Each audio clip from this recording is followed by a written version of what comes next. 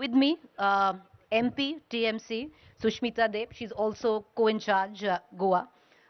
Thank you. Welcome for coming and joining us this lovely evening. Sushmita was just telling me right before that she's been in Goa for as long, but she hasn't seen the beach. And this is the first time she's actually seeing the beach. So, I'm glad we gave you that opportunity, Sushmita. And thank you for joining us. Thank you so much for inviting me on the show. Sushmita, let's begin with TMC's foray into Goa. You guys, that historic win you scripted in West Bengal, you marched into Goa 4 months before elections.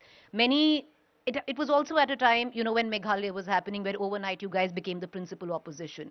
Meghalaya, I'm sure when experience taught you it was different, what Goa, but I'm sure you thought that it is going to be something maybe like Meghalaya, where it's an easier state to deal with.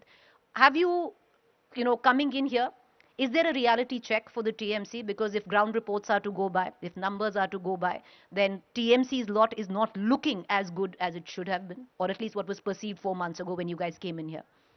You see, when we first decided to come to Goa as a party, the situation to us and as per the ground realities on the basis of our real-time surveys was that there was a massive wave against the BJP. People of Goa were sure that they're not going to go with the BJP. But at the same time, they were very skeptical about who to vote for given what had happened in 2017, how the en masse exodus from the Indian National Congress. So there was a feeling that they needed an alternative here. And that was really our impetus to come into Goa. The timing has been questioned not once but several times, that why at such a late stage. But to be honest, the Bengal elections finished in the May of 21.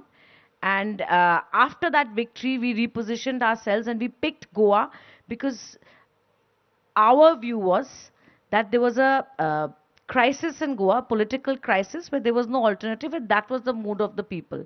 And it is a fairly smaller state too, as you know. So we picked Goa and we decided to give it our best. I mean, you are telling me that the numbers are saying something else, but I believe that no one on the ground can deny that we are in the fight. We are part of the narrative. You may love us, you may hate us, but you can't ignore us.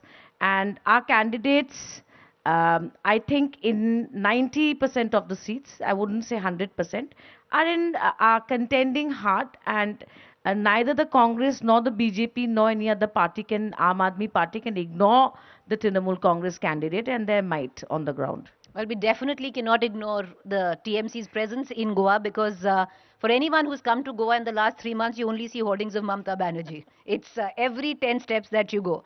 So that is what is perceived. And I want to ask you that question.